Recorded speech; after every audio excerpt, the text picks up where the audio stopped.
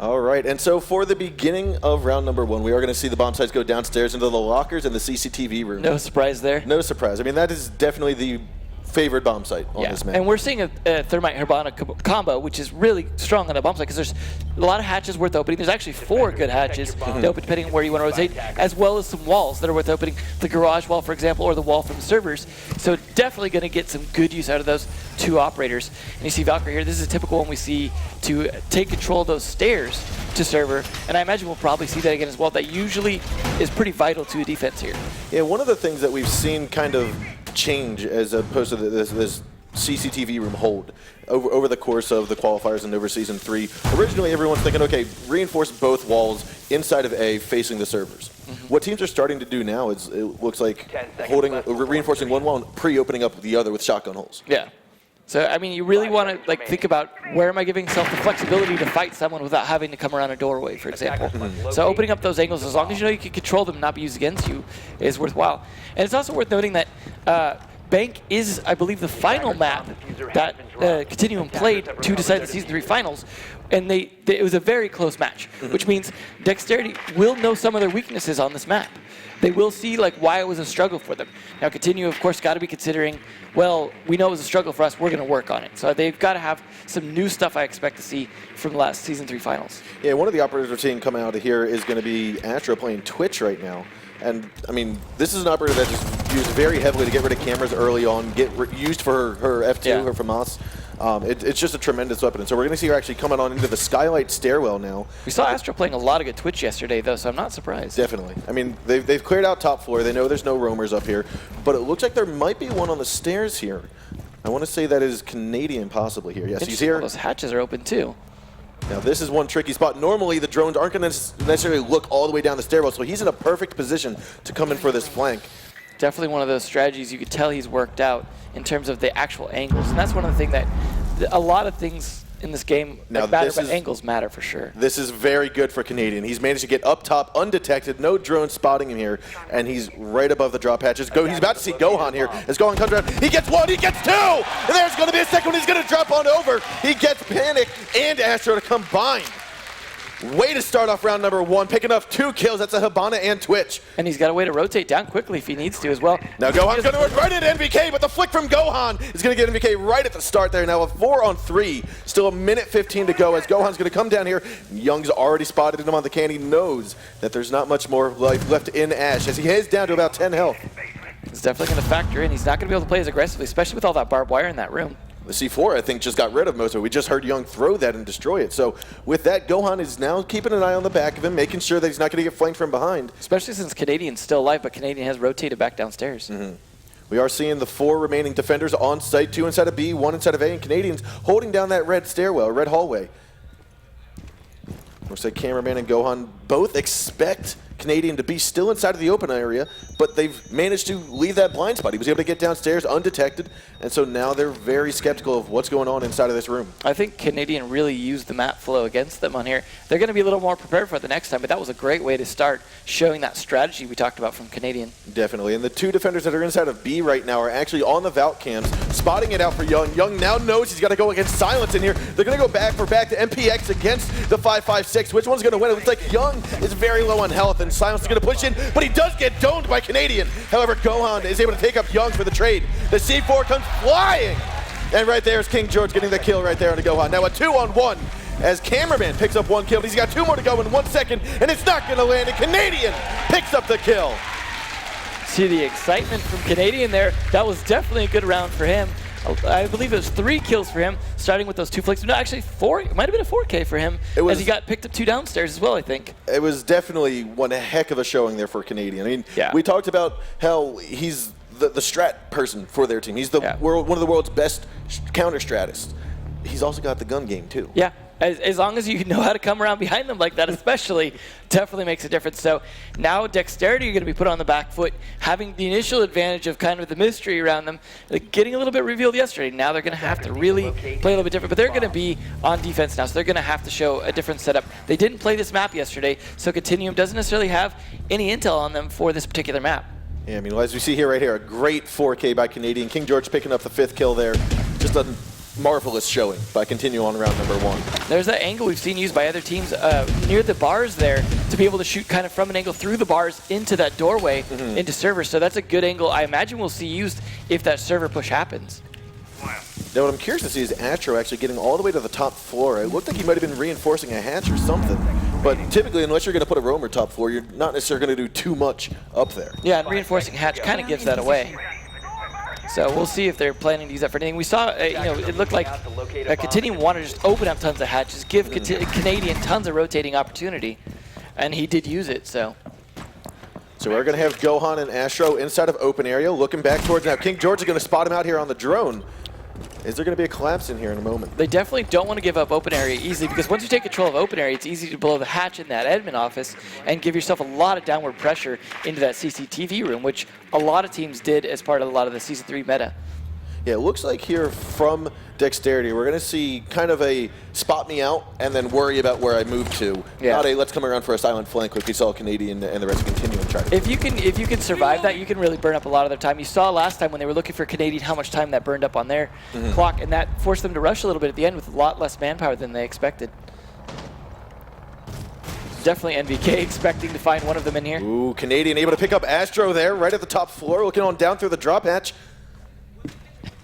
Still looking on through. Again, this is the same hole Canadian got 2 kills before. NVK's going to pick up one for himself here, taking down Gohan. There's that 2-man team that Panky and Kicks were talking about, the Astro Gohan team, already taken down. That's going to be very strong, not losing a single man on the attack, not even getting hurt. I mean, if Continuum can keep on getting those lurkers down, getting those roamers down, and this early on, they still have 2/3 of the round left to go. It's going to be just Continuum all the way on this map. Yeah, it's definitely looking very good for them so far. We know why they picked this map. It's not like they haven't played it before. And they've clearly got some good strategy and good movement through the map. Now, NVK is still cautious of someone possibly peeping on through the servers, but he realized that, okay, there's a Valcam, no one's going to be there. But some bullets do go flying and just barely miss him. And there's that angle I was talking about. You were talking about the angle from the main hallway looking through the jail wall right into the server room. It's a good angle, and we've seen some great play from it on the European teams as well. We are going to hear a couple more bullets getting flown in through Canadian. He's in the top of the drop hatch, going to throw a nade on down. That's going to force Panico to back on out. We might just see a plant come in here. Cindier is going to go flying. King George has the diffuser in hand. Go for that backwards plant. And the plant will go down. The C4 from Cameraman, though, going to land on a George. Canadian goes for another kill. He gets a double. He goes for the triple. And now it's a 4-on-1. Silence will down one, but he cannot get the kill. Necroc's there to pick up the slack. Canadian still excited, showing the dominance from Continuum here. I don't think we expected it to go this strong to start with. Not that we haven't seen teams start off weak and come back strong. So I definitely am not writing Dex off in any way, but I'm definitely impressed by what Continuum's doing thus far. 7-0 for Canadian right now. Yeah, 7-0. He was the guy that jokingly, back when he was on like Orbit originally, we used to kind of joke that he was the guy who would play with a shotgun because he wasn't aiming so great. He was the good thinker. Now we're seeing, obviously he's improved at that aim even more than we expected, and just bring it. Like we've talked about before, killing's not everything, but a strategist who can kill and strat, deadly combination, and the rest of his team's not slouching either. We're seeing NVK picking up kills, King George picking up kills, even Necrox picking up kills. I mean, Young not picking up a ton of kills, not surprised. Like he's plays a lot of utility roles and stuff like that. So like kills aren't everything, but everyone's doing an awesome job so far in Continuum. And to highlight on that, I think one of the things that makes this team so great is their ability to support each other. While Canadian's getting all these kills, you do have some of the counterintelligence coming from the rest of his team. So it's not just the Canadian show. Yes, he's taking advantage and capitalizing on the information he's given, but without the rest of his team being there for that supportive structure, he wouldn't be doing this well. I think it's some great communication among the team. Like they said before, they're all friends. They joined this team because they were friends, and I think that lends itself sometimes to good communication because you feel comfortable talking to each other. Yeah, now we've got NVK and Canadian roaming downstairs. Bomb site isn't going to be inside of Archives and Teller. That's typically the second bomb site from a lot of NA teams here. It's an interesting bomb site to defend because it is naturally one you could be pinched from the main floor as well as from above. So it's one that's definitely harder to defend, but definitely better than the open area or the CEO office. So it is the second choice for that reason. But now, as you can see, for example, Glaz coming out here can be an interesting thing. We don't usually see Glaz in most of the metas. Occasionally, like EU would bring it out, like from Sizu, but it just kind of had fallen out. So yeah, I mean, this is his first appearance here in the Six Invitational. So Panico is going to be that first Glaz player. So far, Santos has been the one to bring operators we don't expect, like Blitz, Caviera, Glaz, and so a lot more Twitch than we usually see. So now you got my mind back on Blitz. So I'm hoping we see a Blitz later yeah, on today. Yeah, it is definitely possible from this team since they did it earlier. They have a different meta down there, and it clashes with our meta, and sometimes it works out well for Continuum. So here we are seeing Dexterity take on top floor. We're going to watch Cameraman stay down one of his Claymores at the top of the stairs and rotate on over towards Meeting Hall. What we've got now is basically the control of top floor being done by Astro and Cameraman. We do have a few more Dexterity members. That's going to be Panic and Gohan and Silence. Not necessarily there. We believe we still have Panic outside on the garage roof. Still looking on in, but Astro's made his way over the balcony down here, and this is where that Twitch drone is going to come into play. Taking out potential ADSs, getting rid of some of the shock wires. He spots Young. Might go for the zap here, just want to getting intel. He could have seen King George there. He's going to spot two. Realizes he's going to go for the rush. He saw the King George hop onto the cam, but instead takes a couple bullets to the chest and has to retreat back to Tellers. It looked like he was a little hesitant on that decision, and that might have cost him that kill. So with that, Astro now thinks that someone's downstairs in the basement. Astro's very cautious of looking down there. Canadian's going to look on up through. It's going to be a death there by Canadian, finally getting his first death of the game. Astro picking up the kill. A 5-on-4, 55 seconds left to go. I definitely thought Canadian might have been able to get that, but those jail bars are hard to shoot through. As Panico's going to find out if he has to panic. I feel like with such short time, looks like Gohan's going to pick up one onto Young. With such short time, I wouldn't necessarily want one of my players so far off the map. That's the problem with Glaz, right? You put him outside, now he's going to have to rush in at the last second if your team starts doing poorly. But they have a man advantage right now, 5-2 or 5-3. Yeah. So Astro has a very good angle here, right on King George. He's pinned. The splash shot finally lands on the Necrox. King George is going to be hitting one shot into Gohan, but he will be taken out here shortly. NVK getting one onto Silence. NVK comes in for the clutch from the behind, getting Astro. King George's life has still been saved. Another kill going to go down, and this is the Glaz. He still has to get inside of the building, I think, as he got one kill. He's going to come in from the front, move to the side, and he gets taken out by King George. That NVK flank really turned that around. I mean, King George started by getting the kill, softening up a little bit. NVK comes around from behind, decimates the two in there. Knowing Glaz is stuck outside means they're not able to push with those last two guys. They tried it as fast as they could. The last one jumping over before Glaz comes in. And it's just, Glaz isn't going to be able to do much against that much strength left. It definitely did not look like it was going Continuum's favor until those 3 kills came out and turned completely around. I mean, it was 5-3. Continuum had both of their roamers killed off early on, and it was left up to King George. NVK did actually come around for a very nice flank, and it just fell together towards the very end. And unfortunately for Dexterity, it seemed to have fallen apart at the very end. Yeah, and we've talked a lot about roamers being a big part of this map, and you see that those flanks are important. And being able to control the map makes a huge difference in being able to get around behind them like NVK just did. That really completely changes when you come around behind someone like that. Like we saw Canadian do the first round with those 2 kills from above. Yeah, and so I mean, we're down here, back downstairs in the basement, where Dexterity unfortunately didn't win their first time holding down here. What do they need to do? What do they need to change up differently? Because we saw 2 different styles of holding this between these 2 teams. Yeah, when we saw, like, for example, Canadian sneaking around, maybe doing something like that where they keep a man alive, but we saw them. They're not able to keep their roamers alive so well because they're getting flushed out quickly. And I think they need to maybe either play more aggressively or a lot less aggressively and maybe hide, do like Canadian was doing, kind of pick positions where you're not going to get droned and let them think you're not there. Now, if Continuum are doing a good job in droning, you might need to actually rotate people back to site quickly and not get them killed. You need 5 man on site if you're not going to be able to do anything on their own. I mean, looking at the operator choices, this seems as almost we're back to a Season 3 type of operator set. We're not seeing the Montaigne get played out. We're not seeing we are seeing the Hibana, but we're not from the defensive side of stuff. We're not necessarily seeing too much that differs. Yeah, it's I pretty feel like standard. you could do a 5-man on-site defense hold. Absolutely, and that's the traditional one. The only reason for 5-man on sites kind of falling out of favor is just because of Hibana. The ability to open up a lot of hatches and get a lot of angles down into a 5-man on site means it's a little bit easier to soften up and break a 5-man defense down there.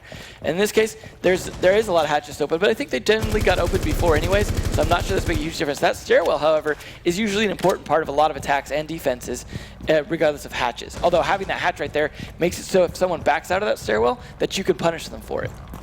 So it's definitely a good part of this take. So hatches are still really critical to that. But I mean, the gunplay is going to make all the difference if they can get in here. And we are seeing that 5-man on-site defense. King George was just droning out server. He won't see anyone as they've all moved on over into the bomb sites, into lockers, into archives there. But what we're going to see here now from Canadians also throwing out another drone. It looks like so they've gotten themselves into the bombs, or into the map. Now it's time for a secondary information gathering session where they're, again, most of the team's getting on drones, going to feed that information to Canadian, who then is going to form up the strat on how to get into this bomb site. Yeah, they want to have a good idea how to push in and take control of rooms rather than walk blind and face check. And you see them, it really benefits their ability to get those kills when they can pre-fire or pre-aim against someone. Look, they were looking for that jail bar angle, for example, but now that King George is droning it, they know where they're at in relation to that. They know, oh, maybe are they in Red Hall? Are they hiding out in B? Things like that. Having 5-man on defense is good for them here because they didn't lose 2 people to the roamers, but it looks like they lost so much map control, it might punish them for it anyways. Yeah, and so 1 gas grenade has been baited out. There's 45 seconds left to go. If they can bait out the other 2, that's going to be a very good plant for him. But with dwindling down to nearly 30 seconds, King George is going to have to go in for a little silent plant. However, the gas grenade, he doesn't catch him, so he will get the plant down. NBK is now trying to cover, but the C4 explodes him from behind, and Panico is happy with that throw. A 5-on-4 now. Canadian moves in with a pistol kill to take down Panico. Necrox gets the shot down onto Cameraman, and he gets another one onto Silence. A 4-on-2 diffuser has been planted. However, Astro is able to take 1 down onto Necrox. 3-on-2 diffuser is planted. Canadian inside of the B site as Astro has managed to make his way behind the desk. He gets caught behind, and now it's all up to Gohan trying to come around for the flank. He's going to spot Feet, but he turns around, gets the shot on the Blackbeard, but only destroys the shield, and Young is there to pick up the kill. I think a lot of people wrote Blackbeard off after that nerf, but you see it's just saving life after life when the timing isn't right by someone. That actually could have been an easy kill had he hit the timing better as he was falling down, because there was a good chance to hit the head. But the reaction time from Young was great there. He's well known as a shield player, and that includes Blackbeard. He knows how to use that shield to block those bullets, and that saved his life right there. I'm not sure that flank even would have been that critical of a difference, because you saw the awareness of Canadian, Necrox, and being able to spin around and get those kills when they need to, or catch Astro off guard, jumping over that desk. Giving up that much map control and putting yourself in B like that, I think they were relying a little too much on that flank to be able to save them at the end, and it was too little too late. So what I'm seeing right now is we're in a 4-0 match point. Absolutely. And with Continuum holding down the main favored bomb site, and seeing as how well Canadian did his job, and the rest of the team did their job on the first round, I think we might be seeing our first 5-0. If Dexterity can even come back from this, and win, that I think that would be basically the equivalent of a miracle. Yep. Like coming back from a 4-0 where you're clearly getting decimated, not just like 1-to-1s at the end, like Continuum are coming on strong with at least 2 people left alive at the end. These aren't close fights at the end when Continuum gets in control. And I think Dexterity's going to have to do something really different to shake things up if they even want to get another point at this point. Like you said, they're on the superior bomb defense site, and Continuum know what they're doing for the most part. Dexterity's going to have to do something really wild and actually get some early picks if they're going to want to break up Continuum's stride, because having 5-man is just really slaughtering them. It is. And so right now we are getting underway in what could be the final action phase for the first map here on Bank. Astro's going to make his way onto the South Window Plaza, making his way possibly into the meeting room or in the executive office. But we do have Canadian again roaming, and they are forcing him downstairs. They're saying you will not get another 2K from behind on us. You know what? He's burning up a lot of their time doing it, though. Making them have to spend this much time taking control of the top is a lot less time they can spend on the bottom. And this is part of that counter strat. They know, hey, they're on this bomb site. This is what they're going to do. Canadian's going to be up here, and they're trying to go against that. And Canadian's like, all right, I know you're thinking this. I'm already going to counter that by just making myself appear here and then head on downstairs. And the great part is he's playing his pulse, so he has a lot of ways to get intel for himself, as well as his teammates giving him intel on the cameras. They got Valkyrie. They have extra cameras around. There's so much intel going. You see how he's using this pulse to be able to track. He's going to be calling those counter strats. He's going to know they're on this side. We know what to do from here. This is actually going to make it really hard for Dexterity to crack this. So right now he's calling out that there's one inside of the elevator, one above him on a floor two levels above. You so see that right angle there, he's using too. That's 2 out of 3. I mean, or 2 out of 5 that he's already got information on, knows exactly where they're at, and there's still half the round left to go. So unless Dexterity's able to just push it into action, they haven't done too much. Some of the drop hatches may have been opened up. You see the one inside the server, but Young is still in position. He still has all of his utility. You still have everyone on Continuum not really being forced to do anything much. Yeah. I think they all know how to hide from those drop hatches enough, so the only way you're even going to get them in a position where you shoot them from is to force them in that position with something like explosives or fuse or something, or like Capitao, which they're not even bringing. I think lack of bringing Capitao has actually been hurting them quite a bit in terms of actually getting in to these defensive spots. And if you think about it, we're 1/3 of the round left to go, and the drop hatches are just getting opened up. So here we're actually going to have Panics possibly try to come down very early on, very quickly. He's going to look on down through. He gets picked up by Canadian underneath. NVK's also going to get Gohan. It's still a 5-on-3, now a 5-on-2, and Canadian gets another one. Here he is, he's down to about 1 health. Cameraman finally gets NVK down, but will be traded up by Young. Looks like still 4-on-1, last one's going to be Silence. He's finally getting into the building, still top floor. 30 seconds to go, diffuser's in hand, but taking away 4 of the Continuum members doesn't necessarily seem likely. But he starts it off very nicely, picking off Canadian. It looks like he's moving with a lot of confidence and a lot less He's going to drop on through, look towards red, look towards server, doesn't know which way to go. Young picked up the kill, and it's going to be our first 5-0 by Continuum. I think if there was any doubt that Continuum should or shouldn't have picked Bank, I think all that doubt's gone. I mean, that was compared to how we saw them play in the S3 finals, complete shutout. I think Dexterity are really going to have to recollect themselves now. That's our first 5-0. I mean, we had 5-1s earlier. That just shows these teams are really working hard to try and make it to day 3.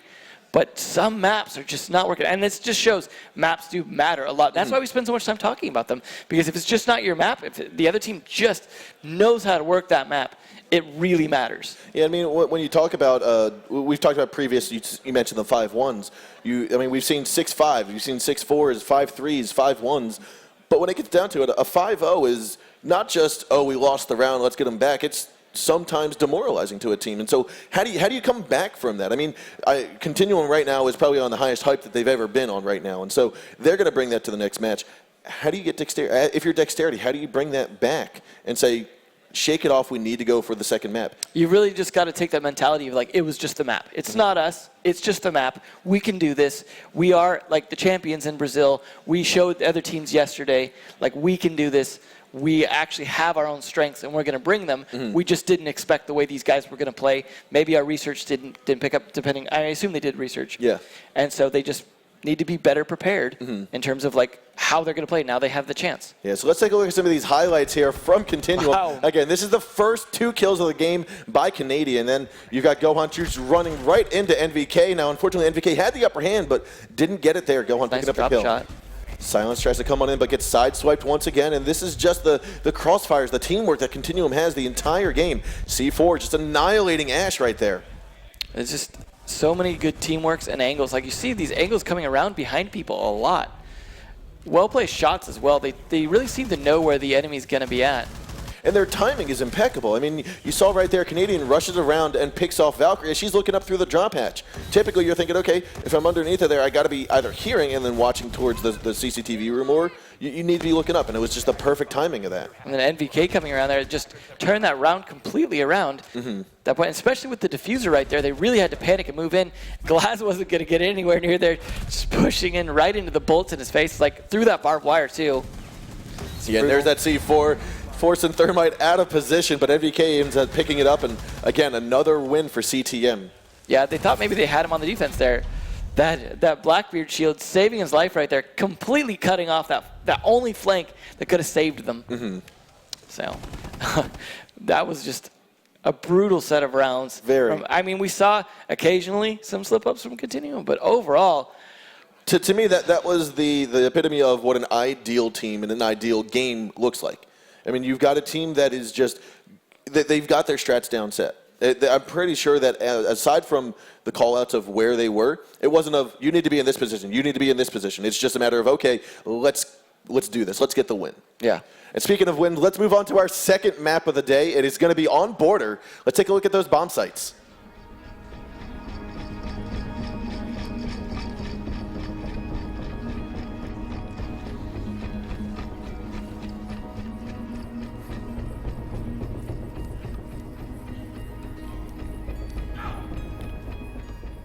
All right, so going into this map, this is one of the maps that have been favored towards Dexterity, even though Continuum chose it. But what I'd like to see is a little bit of the difference of bomb sites. I mean, we talked about how previously Dexterity's their second bomb site was that tellers and bathroom, which is probably the least favorite from many other teams in Europe and North America. Because it's kind of a tight spot to be in with a lot of windows and open access. But I mean, that almost could have been a gimmick play in a way. I mean, it's like when we see Watchtower sometimes on Oregon. It almost feels like more of a gimmick thing that generally doesn't work. And Continuum have been good at actually trying new bomb sites and things like that. So I really don't think that's going to work on this team. I think Continuum not only saw it yesterday, but they are willing to explore other bomb sites and will have tried that out. So I don't think they're going to be super surprised by anything like that. Like Santos Dexterity are really going to have to bring just solid gameplay. They're not going to win off of, oh, you know, we'll do something different they don't expect as much. From what we saw on Bang, that just isn't working for them. They aren't doing anything different enough to win against such solid strats. See, I like what Canadian did just there. Oh, NVK peeking on out, gets detected, but is able to take down Astro without Astro too. Taking very little damage in return. Yeah. Like, we take out Astro and Gohan at the beginning, it's very hard for the rest of the team to go. That doesn't mean the rest of the team does nothing. I just mean those are like their entry fraggers, they're strong roamers. You take those guys out, and then all of a sudden they're having to play a lot more defensively. Yeah, I mean, taking out Astro, next person that they're going to be aiming for is to take out Gohan. Yeah. He's another one of their star players on Dexterity, and now it's just a matter of where is he? Once they find him, I can guarantee you they're going to try to collapse on him. Canadian's already spotted one out here. He doesn't know that it's Gohan just yet, but if he gets that call out. He's ready to jump out that window. He's going to use that door as bait as well. He has been droned out. He has been droned out, but it looks like another kill from NVK. Underneath, he gets a third one as he pops one out. He gets silenced as well. He gets 3 kills here at the very start of the round, not even a minute into the game. I think Canadian provided a perfect distraction for that drone there. They thought they had the intel, but the teamwork and coverage from each other just slaughtered them. They're down to 2 men, and they haven't even got it. NVK's going to go for another peek. He gets the 4th kill right on the cameraman. He's got the last one to go. It's going to be Panico playing the Capital. Now we're going to have him get back onto site here, pull down the castle wall, and retreat back on site. This is one of those teams that gets very aggressive and can get it very hectic. They don't want to overextend themselves and allow Panic to start taking these one-on-one fights. As long as they don't take NVK at this point, I think they're fine. NVK still drawing out some more attention. Panico's going to be droning out some more, getting more intel, spots a lot inside of the office. He's got to suspect that one's going to be inside of A, even more inside of B. Now he possibly hears the last one, got detected outside on the east balcony. See the way NVK's just moving through this map, just fluidly. He has ideas where he might be, just running around. Looks like last one will be taken down. That's going to be a Canadian picking up Panico. Now you see why we were talking so much about NVK earlier, and the teamwork between NVK and Canadian, working as distractions, working as intel. So the rest of their team were just there for coverage at that point. I mean, starting off the second, so you're getting a 5-0, then starting off the second map with a 4K before they even get in the building. I don't know if Santos can recover from this. So, I mean, one of the things I want to highlight here is the lack of team communication, I'll say, by Continuum. And the reason I say that is because I guarantee you that when Canadian got droned out up top, he probably said 3 words. I got droned. That's all that was needed to get said. And then NVK knew, hey, he's upstairs. It's my time to go for the shot. Yeah. And that's exactly what the team coordination and the team synthesis happens. When you play with your friends, you play with people that you know the way they think. It also doesn't hurt that they're really good at the game. It doesn't hurt at all. So we're seeing some great play here. I think Astro and Gohan probably need to play a lot more cautious and actually get some good intel from the rest of their team before they just start running in and getting shot in the head instead of getting kills. I mean, this defense with their 2-man roam, like Kix was talking about, has just not been working, and that was what we were expecting to be part of their linchpin on defense. I mean, if you look at the drones right now, there's 4 of them still alive here by Continuum. I think I saw the Twitch drone as well as 1 or 2 others by Dexterity die early on in the prep phase. So they need to play a little bit safer, a little bit more cautiously, a little bit more conservatively with those drones so that you can get that initial intel. You can kind of figure out where are they pushing in from, or are they having doors or windows opened up early. Yeah, we saw what happened to Mind Freak when they didn't focus enough on intel yesterday.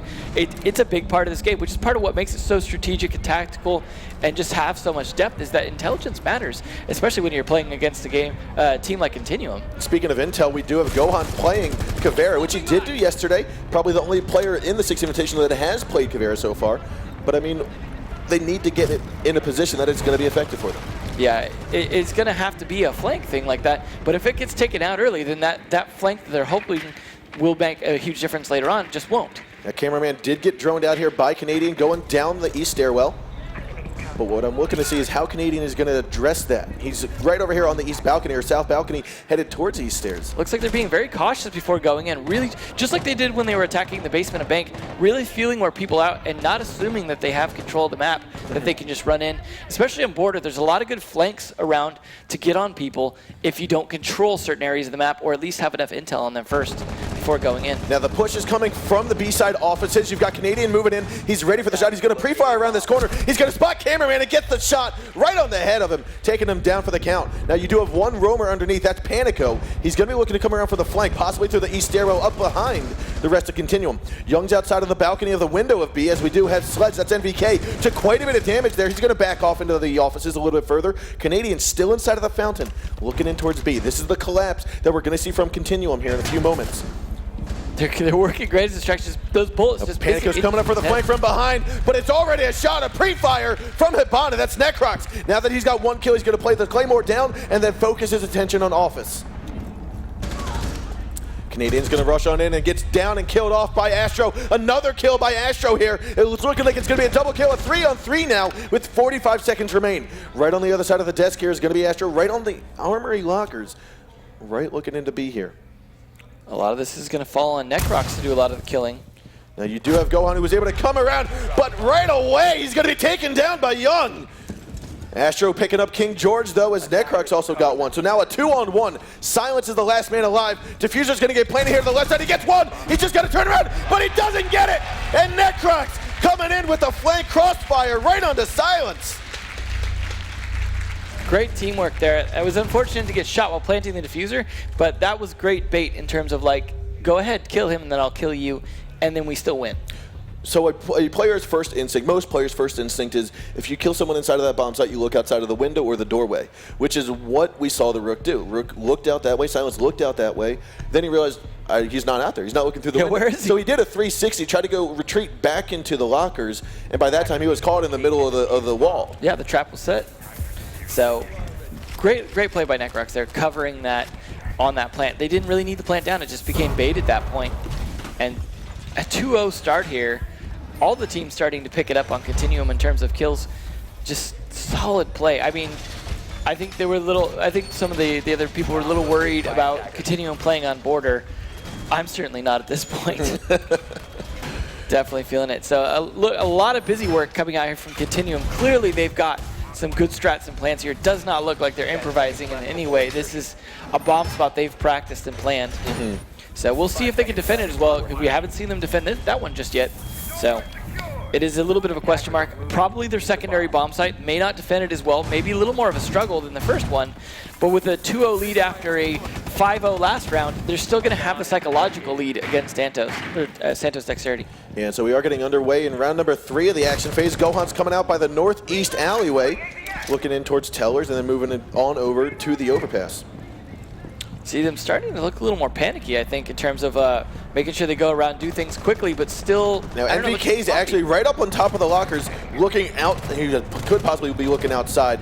Not going to see Astro just yet, though. I think he's on the other side of that locker, but very close to being able to get a free kill there as Astro was caught on the ladder. He has been pulling out some great kills onto the outside, so it wouldn't surprise me. It looks like he wants to make sure he doesn't get droned out in the process, though.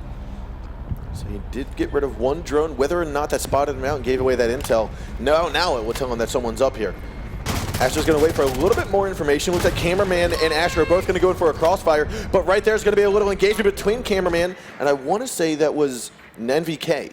NVK's over in top of lockers looking out. I'm sorry, no, that was Canadian. Canadian's out in lockers looking over towards the closed circuit television room. I like how Astro's not wasting his Twitch drone on shocks. He tries to keep it for intel and make sure it's useful, and then if he has to use shocks, sure, but he's not just trying to taunt players by shocking them with it. So it's good discipline.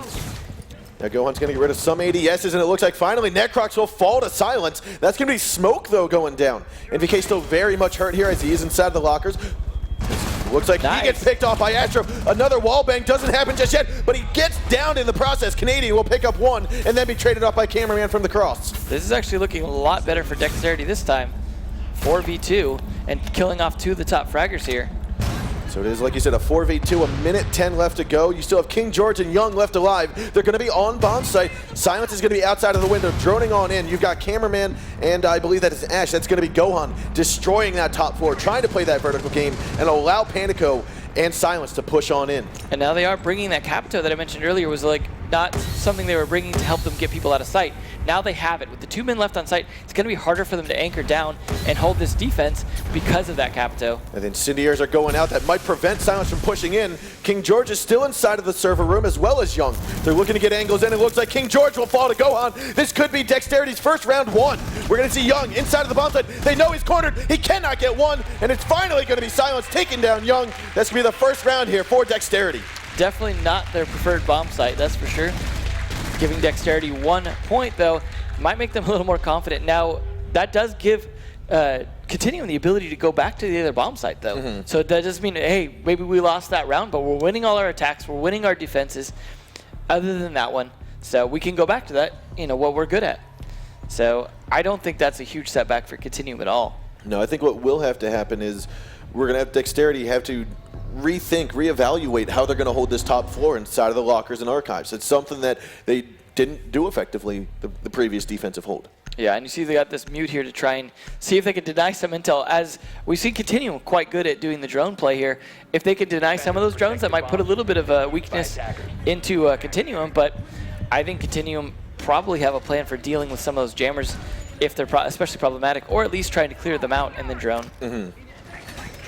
So here it is, Cameraman's taking down one of the jammers right outside of the south balcony. That's towards the valley spawn, hoping to prevent a drone from getting in and getting intel right away. Yeah, they want to make sure that that room stays as secure as possible because that's an important room to the defense. You see, though, Canadian sneaking around one behind Astro, but still getting caught the last second. So, well, one of the ways that we saw Continuum try to counter that is they didn't care about that mute jammer. They didn't play mute, really. So what they did, Canadian, we saw opened up the doorway between the two bombs, or between the bombs at the lockers and the TV room. He actually strafed across outside without being detected first. Yeah, having that kind of mobility helps a lot. They definitely want to be able to anchor down there as well. You see Jaeger trying to stop some grenades from being... so that I assume he's going to play down there, otherwise why would he put that there? You do have Astro and Gohan on the first floor, on the first level, trying to get away some intel, possibly come around for a flank from behind, but the majority of what they're doing right now is probably trying to stay hidden. They want to get that secret, they want to get that flank from behind. Yeah, they're really going to need to keep those people on the bottom floor for later. Using them up too early, unless they've got some great kills, is going to cost them on their top side defense. Keeping an eye here, Young's going to give away his position here on top of the overpass, the top of the ventilation unit. I think he just did that just to get his drone in too, not even trying to necessarily get shots in on anyone, just say, hey, look, open up a crack so I can jump that drone in. Now, a little bit of a late reinforcement there from Astro, and it looks like a Panico will go down by NVK as they both peek out the window at the same time.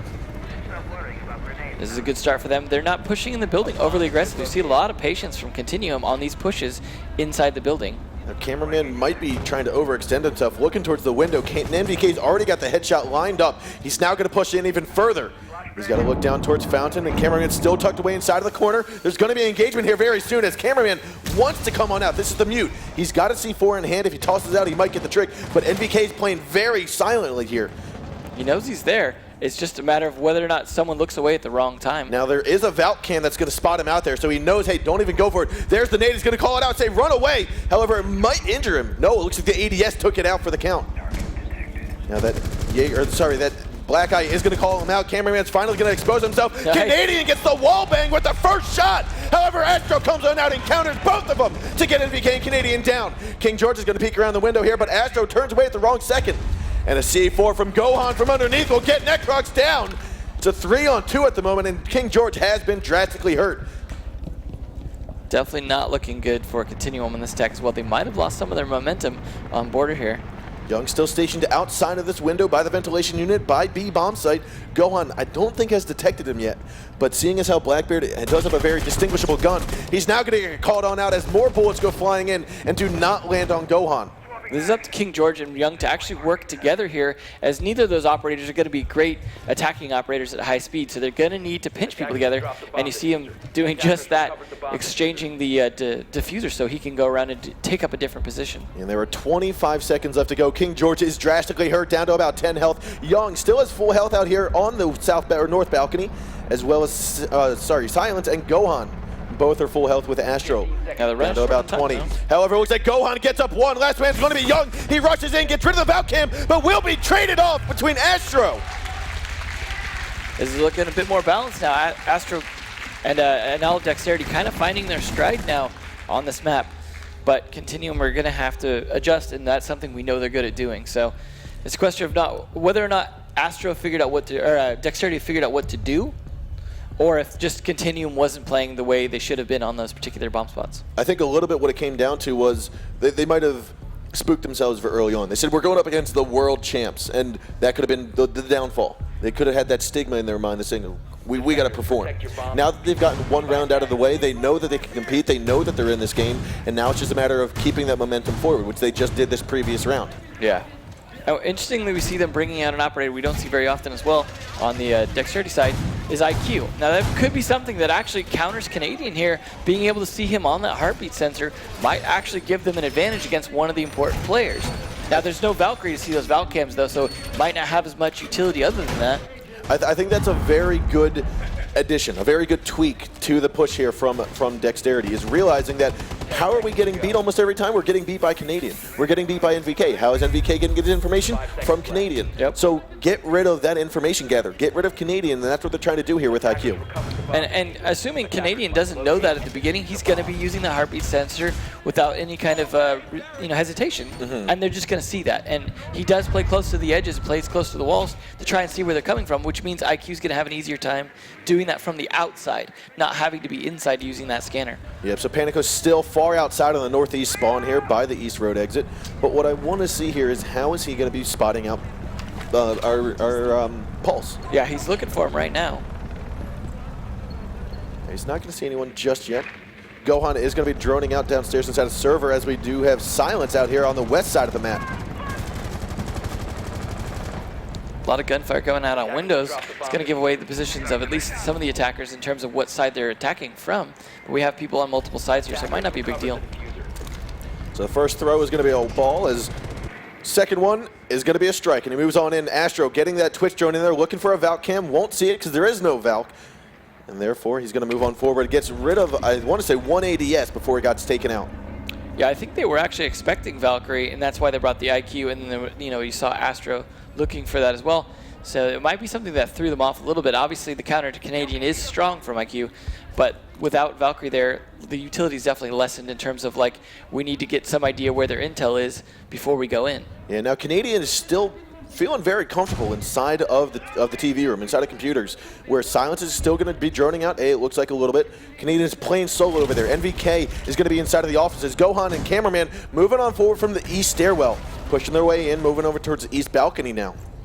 They're going to be making a lot of noise over there, and there is three of them, and that's going to give a lot of intel to Continuum as they're sitting over by that wall. It looks like Canadian takes down Panico. I tell you what, the IQ device might spot him, but that doesn't mean you're going to get him killed. Nope, and that's a good counter right there. Now he's taken out his counter. Now he's more free to use that heartbeat sensor and just give intel to NVK and the rest of the team, if not get kills himself. And now Silence will open up the doorway here. Gohan's going to possibly keep an eye on the flank or just rush on in. It looks like Gasconade's going to hold off that flank. 45 seconds ago, Cameraman picks off NVK, tying it back to a 4-4 man count. They are running a little low on time, though. That kill was important, but the Canadian's still alive. The rest of the team's still alive. Playing that site, and we are down to 35 seconds, basically. So it's not going to be an easy push at this point. Now, Young knows that wall's open. He's holding on to that side. He's got to be careful, though, of the window. They could come in for a simultaneous flank. There's going to be a C4 from underneath, but Astro got out of the way just in time to pick off Necrox. He's also going to get King George. Gohan gets Young, and now Canadian's last one alive. He's downstairs. He's going to be looking for who's going to be stationary. That stationary person, that stationary marker, is going to be that diffuser getting planted. But he will not see it, and Astro comes down for another kill. It's now Dexterity's position here, 3-2. They've definitely figured out what they were doing wrong in terms of at least these 3 rounds, or 2 rounds. It's just, I mean, I expect Continuum to adjust, though. I don't know if the streak is going to continue, but if it does, they're going to be on match point. Continuum's really going to have to work hard. However, the way they won that first map, I wouldn't feel too bad about losing this one, assuming you have some confidence going last. We heard, for example, from Slash earlier when he was talking about they won the first. They knew they were going to win Chalet. They didn't care that much if they lost the second map because they knew they could take the third map. Yep. And so, we could see the same situation with Continuum here. But at the same time, I know they want to win every map. They're not going to be that mentality of like, it's okay if we lose this. They want to win it. They want to win a 2-0. They want to show some serious confidence going into day 3. Now here is the bomb site that we want to see, that Continuum definitely scoped out, because this, again, is not a typical bomb site from the NAPC meta. Yeah. So this is a bomb site that is coming out of Brazil, coming out of Latin America, and it's something that not many teams, not many players, not many people have seen before. And so we saw it yesterday a little bit. Yeah. Do you think they've tweaked anything, realizing that Continuum was watching? I think a lot of the reason it worked last time was surprise and a little bit of bait and things like that. If Continuum are expecting it, I don't expect it to work as well, even with some tweaks, unless they use what Continuum would do different to their advantage. But that's hard to counter counters, so I just don't imagine it working super great. But the Santos Dexterity have been kind of on a roll last 2 rounds, so they've got to be feeling a little more confident, at least in their aim. They're not looking so shaky anymore. It is up to Continuum to play smart, as they have been, and just make sure they land those shots and get those kills. Maybe Necrox and Canadian aren't communicating as well together as they were the previous rounds, and then that's starting to kind of stretch them out, because we're seeing NVK die a little bit earlier now in some of these rounds, and I think that's costing them quite a bit. I think it's a little bit of that, but you also have to understand that all the teams here today are all the highest level of gameplay. They all have that ability to adapt on the fly, and I think that's what we're seeing here from Dexterity. Yeah. Is that adaptability that we even saw from Era yesterday going up against Envy. Absolutely. Nice spot on King George, seeing that bot camera there. So it is going to be on Continuum to adapt, and I do have faith that this round, either way it goes, is going to be a lot closer. Now NVK has droned out Astro inside of the offices. They're going to go in for a pinch here. Looks as though NVK and Astro are going to go head-to-head in just a few moments. Astro actually negates out of the way, but he gets the shot onto King George. I'm sorry, onto NVK. See, that's through the window. Again. Astro taking out NVK early has really kind of hurt them most times, and this is not looking as good for Continuum then. Now that he's gotten that 1 kill, he's now scattered downstairs, allowed top floor to be overtaken by CTM. However, they are still going to have to drone it out. They don't know if someone's roaming around or lurking around. They do have a Caveira on their team. Yeah, and that is going to burn some time. They're not going to be able to play as aggressive without Necrox, or without NVK, but Necrox is going to be able to play somewhat aggressive here and help Canadian get in. And they do have control of above the bomb site. Canadian, however, trying to turn it more in favor of himself. He's going to get Astro. He's also going to get Silence, getting another double kill from yet another drop hatch. You've got a 3-on-4 at the moment with 60 seconds left to go in the round. Definitely knows how to fire at those angles. Now the question is, can they make the push onto their and use their manpower advantage? Now Gohan's coming up, but another kill by Canadian! He's definitely using that gun to his advantage up here. Here we have Panico and Cameraman, last 2 alive. 45 seconds, they just need to hold down the fort or at least collapse on in, because they're going up against 4 CTM members. Necroc's going to be inside of the waiting room looking out towards the tellers, looking out towards the server room, and Panico is right there. King George's going to spot Cameraman as he strafes across. Panico picks up 1, wow. The C4 gets another, and another trade from Young, though, is going to make it back even. A 1-on-1. These are the DLC ops from this map border. And we're going to see them going head-to-head here. Young going up against Panico. Diffuser looking like it might get planted. Is he going to fake it and try to go for the kill here? Not quite sure. Bullets are going to go flying. It looks like it's going to be Young getting the kill, tying it back up for round number 6. It's 3-3. He really went for that. Almost stuck it, too, on that plant. He just waited to the last possible second, maybe using that hearing to try and call it out, or maybe his teammates if there was any kind of drones left. But that's what I mean. That round was going to be a lot closer. Now, both these teams are really feeling themselves out. I don't expect it to be as easy. I really think NVK has been playing it a little reckless in terms of this map now due to overconfidence. I would imagine he's been playing very strong up to this point, but he's now starting to get taken out at the beginning of rounds. He's not the one getting those 4Ks at the beginning of the rounds. He's becoming the victim. And I think that's ultimately making this a much more uphill battle for Continuum. However, now that they got that round, they're going to be a little more confident and try and make a little more of a comeback. You see Astro there doing a lot of work like he did yesterday. Very, very strong player.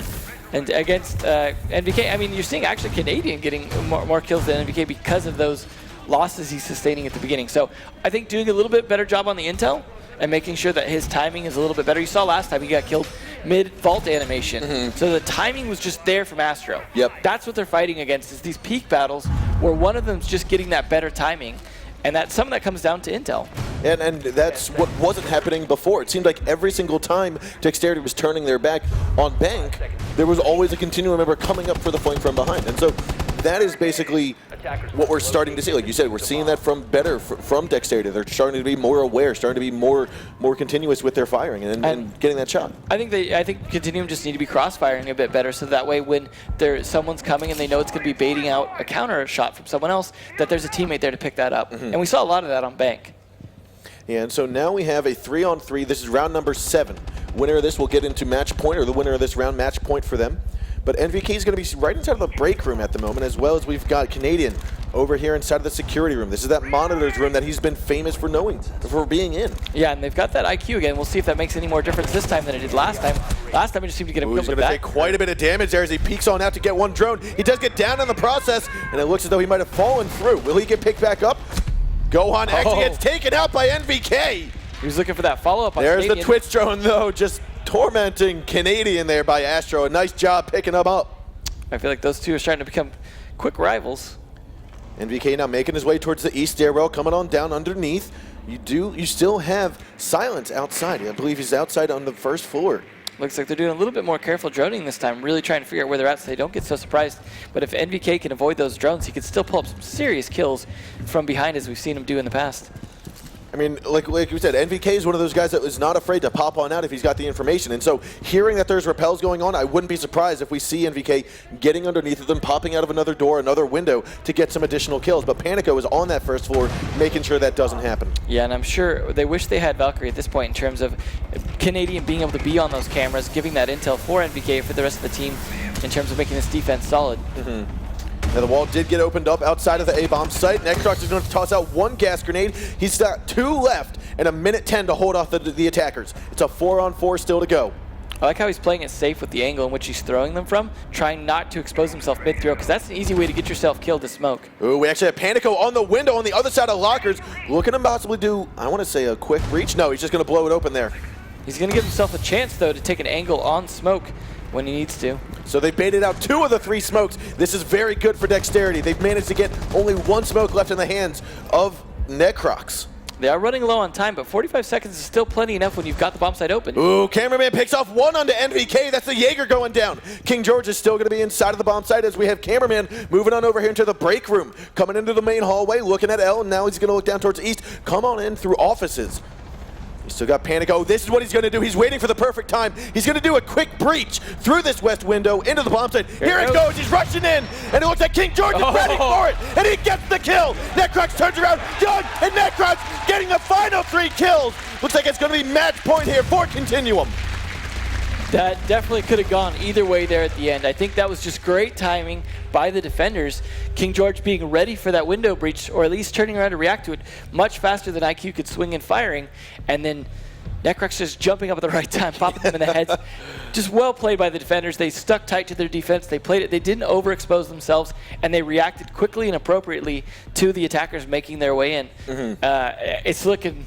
I was actually thinking it was not looking great for Continuum there, but they're going to be feeling good after the last 2 rounds. They've stopped the momentum of Dexterity. Absolutely. So Continuum started off very well. They started off 2-0. They lost that momentum. Dexterity started gaining it back up, got the 3 rounds in a row, but then Continuum said, look, you might have thought of, you originally sought us out. You figured out what we were doing. This is where Canadian's mentality comes into play. This is where his team leadership came into play to say, they figured us out on Strat 1. Time to turn to Strat 2 or Strat C, Strat 3, whatever it may be. And this is where Continuum is now getting back on their momentum, back on their roll. Yeah, and if Dexterity get a little spooked by that and fall back on their static stuff, it's really going to backfire on them. It definitely will. And so here we are again, match point, potential series point for the reigning champs of the world here on PC. Yeah, it could be a brutal 2-0 here. Or it could just be a real close 2-1. It looks like NVK and Necrox both coming in from Valley Spawn, as we do have, I want to say, Go on here on the east stairwell. Looking out towards, he's very cautious. He will get droned out here by NVK. A couple bullets might go flying in through the door momentarily, but that's going to force him to travel back downstairs out of harm's way for the time being. I like how he's just pursuing him with the drone anyways. He's like, I don't care where you go. I want to know where it's at. Yep.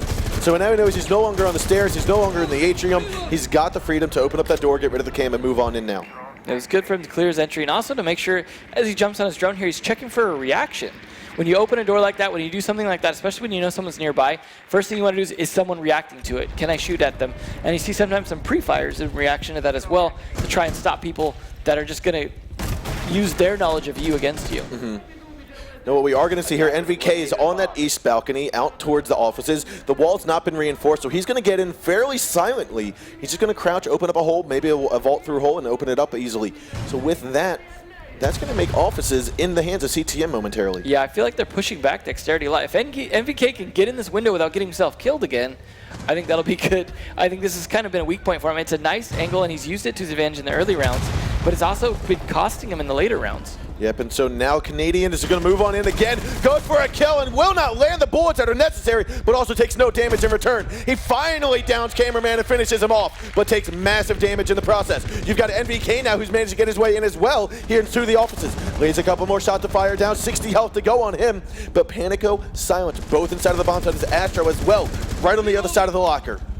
Looks like they're trying to open up some angles in there, see if they can take damage or take them down from far away, not getting close just yet, as they have a minute left to play with. Now Young and King George are on the outside balcony by the window of window of B. You've got Canadian NVK pushing in towards offices. Last one going to have to watch that flank. That's going to have to be Necrox. He's got to watch the flank. I'm sure he's watching the stairs, but it looks like Canadian finally gets taken out by Astro. A 4-on-4 still, 45 seconds to go. We're going to keep an eye here on Astro, trying to get another kill on NVK. Nicked his knees a little bit, but that's going to be okay as he's got away for the time being. Finally gets him down. However, Young gets finished as he hops on through. And there's going to be another kill. Nade goes through, but gets taken up by the ADS. King George rushes on in and gets killed off here. Silence, though, getting NVK. King George picking up the kill to Gohan. 3-on-3. The C4, though, from underneath will destroy King George, and Panico's going to get that kill. Silence still on the other side of the wall here. Necrox going to turn his back, take a couple bullets. Panico's trying to come up. Bullets go flying and killing him. Last one alive is going to be Silence. Young and Necrox here going up against Silence. There are 7 seconds to go.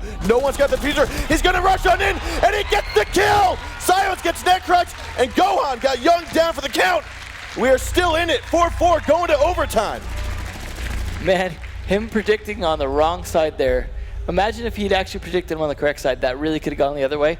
But that was really well played by Silence there, just holding his angle, holding it tight, waiting for him to come to him. Managed to make that kill. You could see a little bit of desperation at the end from Continuum. They had a really good round, though. I think it went a little back and forth. Continuum played pretty strong. We're definitely seeing it getting closer and closer. We're in overtime for a reason.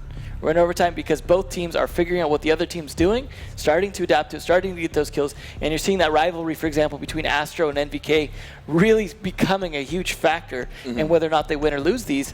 Not the deciding factor, but definitely weakening some of their strongest killers. So, I mean, I'm thinking, what are the teams thinking right now? I mean, they're here.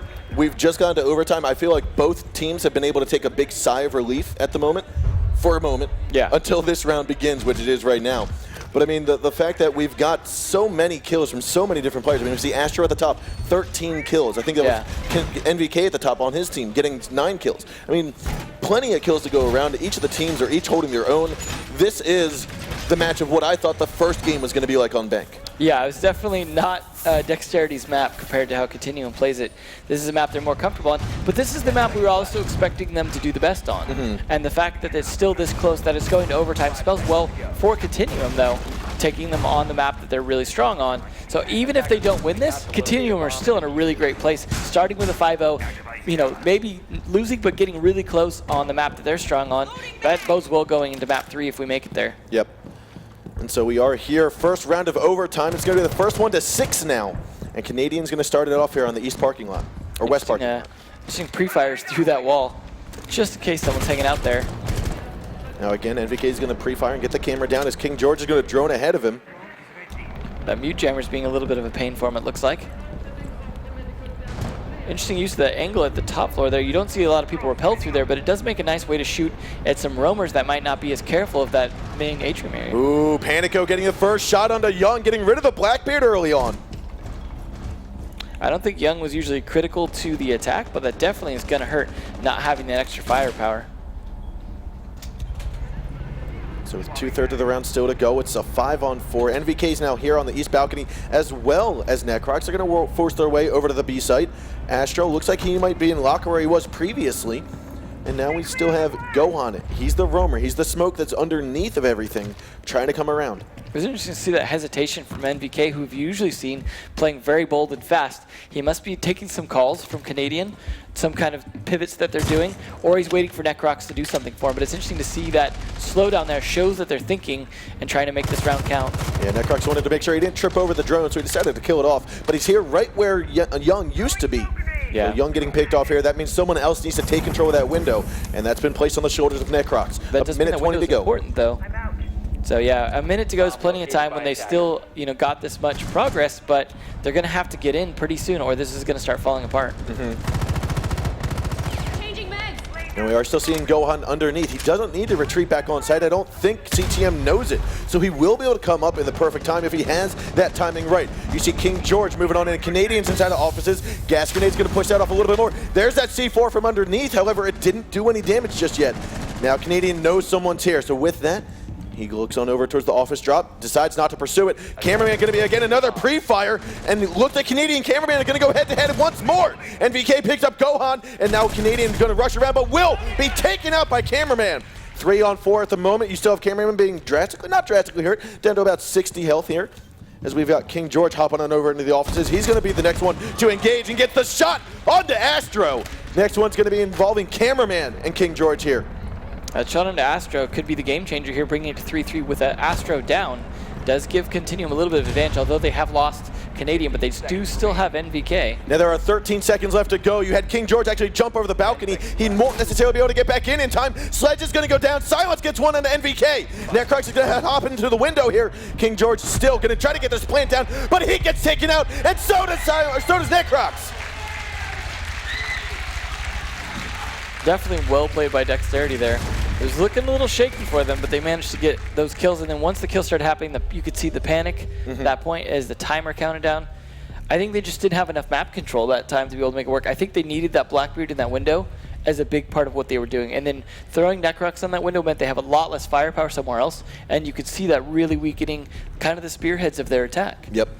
So it's one of those situations where an operator may not be the most important operator in terms of his gadget or his ability, but his job is important to a particular strategy, and now they're going to have to adapt if that situation comes up again. So I think what we're going to see here from Dexterity is getting their information, getting their ducks aligned first before they go and make that push, which is what you expect to see from almost any team. I mean, you don't want to have a team push in one after one after one. It's got to be a group effort to get the win here. And they're one win away from taking this to the third map. They're one win away from still being in it. But on the flip side of that, they're 2 rounds away from walking on out of here. Yeah. I mean, obviously it's on Continuum to win this round if they want to stay in it and have a chance. But having that security of having won that first map does make it so there's a little bit less pressure on them. And lack of pressure is probably a good thing for them here, so that they can focus on just winning these next 2 rounds.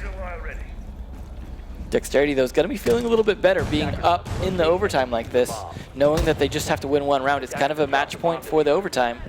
Now we do have Gohan and Panico starting out by the east road. They're moving on forward. Gohan gets rid of the cam, then pushes on even further around towards the bomb site.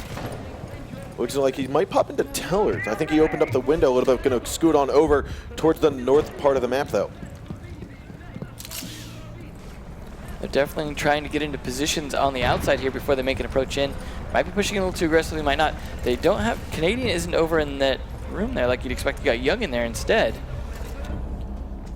Now what I want to see, Young sat in this position last time. He, I believe, picked up 1 kill, but then got spotted out and taken out. So here's actually going to be Panico, possibly throwing a nade, or he's throwing a nade in obviously to give her some barbed wire, but almost able to get underneath of the filing cabinet there. Yeah, Necrox there having to panic the last second because of that nade. Back off from it. So here we have cameraman outside on the east balcony stairwell, looking in, getting a drone on. Gohan's going to push into Tellers now. He's got to look up, though, because there might be a hole. And there are some teams that end up, especially Dexterity, looking through. There's the drop. He's got to look up, but he didn't. And that's going to be the kill from Canadian.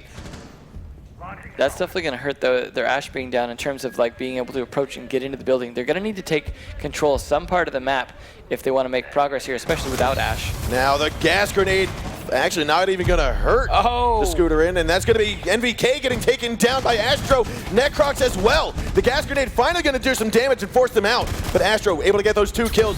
Monstrous. Capital Air is going to hop on over here, and Canadian still going to hop on top of the desk. Might get the kill, but they're going to drop through in the return. Doesn't have the C4 to do any damage, but he gets the hole from underneath. He gets rid of silence, and there's going to be a 2-on-3 now. Young and Canadian, last two defenders alive. A minute 10 to go, still plenty of time. The diffuser's in the hands of Astro as Young has gotten into the offices waiting for more intel. Now Canadian will be taken out here by Panico, last one alive. It looks like Panico's going to get another one, and we're going to be going into overtime. That is map number 2 for Dexterity, showing that they also have what it takes to fight Continuum, but it was a close fight. I was definitely down to the wire there. I mean, winning 6-4 is still better than winning 6-5, but it's still not a huge gap like a 5-0. So this next map really needs to be their map if they want to decide, because regardless whether it's their map or not, they still have to fight hard, as we saw on Border.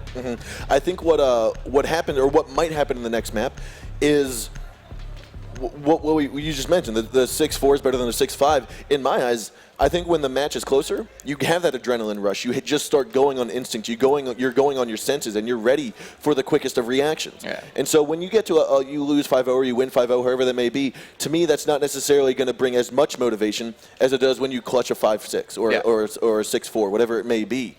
But still, these teams are going to be progressing to the third map.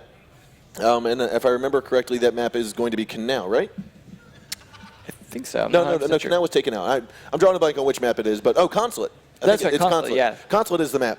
So that's going to be the next one that gets played here between these two teams. Again, it's a team, knowing the players from CTM, they formerly were known as Kingdom Esports back in, I think, Season 1, Season 2. And I remember being terrified of playing these guys on Consulate. And Consulate, I think, lends itself really well to the way Canadian plays, the way he'll play that bottom down. We saw Wilkie doing it earlier quite a bit on Consulate against Era, taking advantage of that pulse, using that verticality. I think in the late Season 2, Season 3 meta, Consulate became a very vertical map compared to how it was originally. And so that's something I think we're going to see from both teams. Yeah, and so let's take a look at some of those replays, because there were so many on this map. We're going to start it off with NVK, though. And here it is, Canadian. And now this is actually the witness spot. Canadian was here. The bait had come out, and NVK popping on out, getting the double kill on the repelled Gohan, I believe it was. And that was for his 4K round, I think. It was. This was the first round of the day. There's going to be kill number 3. Amazing. That was a really good start. Unfortunately, NVK lost a little momentum after a while. I do know personally that NVK can be someone that gets a little bit on tilt. It's just something that's part of his personality. But when he's not on tilt, he is really on fire. So when he's not on tilt, he's on par. Yeah. So I think it's very much okay to be someone like that if you can perform most of the time. Now, this was a very nice shot by Canadian, just barely seeing the head of Gohan there as he came on up the west stairwell and just got pop shot. Yeah.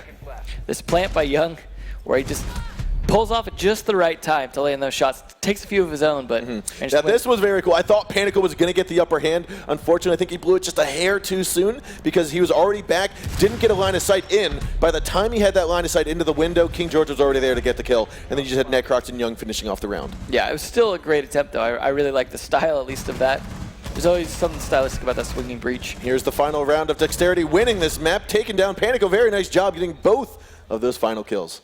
See the excitement on those guys' faces. Like, we're not out of this yet. We could still take this on map number 3. Agreed. I have a feeling they're probably pretty good at Consulate. I don't think this is going to be another 5-0 kind of situation from either team, as I know Continuum are going to be very strong on this. So it's going to be just who's better. I think this team is going to bring out the best in both of the or this map is going to bring out the best in both of these teams. Absolutely. What I feel like from CTM, I know they are very roamer heavy. I know that they enjoy trying to get that intel and then utilize it to the best of their ability to come around for a flank or whatever it may be. But I feel like Border and Consulate play very similar in the style of being able to drop from a hatch, rotate around, drop from a hatch, rotate around. Absolutely. Especially on that top floor bomb site or even in the basement. Yeah, I do think that is going to be a huge factor, as we saw both teams doing a lot of that, where they drop around and rotate around. I do think, though, Continuum are going to be slightly more prepared for that now that they've kind of seen Bank and Border in terms of how they play. I mean, Bank probably didn't actually give them a ton of information on how the other team plays in terms of, like, it was kind of a stomp. Yep. Whereas the second map really gave them a lot more information, and you saw them lose the first 2 rounds, come back and adjust hard, then Dexterity come back and adjust, and continue to adjust until eventually Dexterity came out ahead, but it was still close. Now the question is, whoever has kind of the the better set of strats that's going to like not be adjusted for as well, I think is going to come out very strong on this map. And I think it could start out with a 2-point either side rather than a 1-to-1. Yeah, I have a feeling that like you said, we're going to start off on a 2-0, but I feel like we're going to get into another 4-4 situation. I feel like we're going to get into another 5-6 or 6-4, whatever it may be. But ultimately, there is going to be one single team that walks away as going into tomorrow's grand finals, and another team that's just going to have to go home without a trophy. Yeah, and I think the farthest the points will be is probably a 5-3. Like that's the most drastic situation I can see with the way these teams have been playing, at least on border. I mean, it is a toss-up, though. We see how much maps matter. So it could go either way. But at least Dexterity now are not on such a back foot. They're going to feeling a little bit more confident going into this, especially having lost a map and then won the next map. That's much harder to do than winning a map and then losing a map. So they're going to be in a better place. This is what we were talking about on the analyst desk, too, about how if you're the team that wins the first map, you get that unconscious feeling of, okay, there's 2 maps left that we have to win. There's one map that we have to win in the next 2. Yeah. Which could lead you to not play as effectively or as efficiently on the second map because you're thinking, hey, there's still one more after. You might not be thinking that internally or thinking Slash that consciously. was thinking that. Yeah, Slash consciously. Yeah. But no, so now that Santos Dexterity has gotten map number 2, they've got the momentum. There was a very, very close match. They've got the momentum going to map number 3. Are they going to bring it forward? It's going to have to be a few short moments until we find out. I still think I'm favoring Continuum a little. Just based off of what I've seen from their performance. Their mistakes that they've made, I feel like, are correctable. All I know is I'm very scared of playing either of these teams. Absolutely. These teams are, like, especially that first bank map was terrifying. Just the sheer amount of confidence you see from, like, NVK and Canadian, the way they move would terrify me. Same with Astro. Like, just that confidence when you see them go around, take those angles, pull out the ADS, just take those shots. They're not messing around. This is maps they know. They know the flow. They know the angles. They know the pre-fire spots. It's not a situation where it's like, oh, I hope I can catch them off guard. No, it's a situation where you better catch them off guard with 2 people or you're dead. And so, I mean, talking about Bank, talking about Border, these maps, some aspects play very similar. I mean, they are 2 and 3 stories apiece, but they're very different. They're very different. One's got a huge opening. That's the majority of the map, the majority of it. But looking on towards Consulate, it is another 3-story map, of a map that, like I said, plays similar to Border, albeit only 2 floors for Border. I just want to know what bomb sites are going to be the primary bomb sites for each of the teams. Yeah, I mean, the dominant one we've seen in the current meta is taking the top floor first. And that's something that was both in NA and EU. I could see Santos being a team that maybe wants to play the bottom floor as well, which I think against Continuum probably would be a mistake. I feel like Continuum's primary bomb site, like I said, is going to be top floor. I feel like their secondary might be first floor.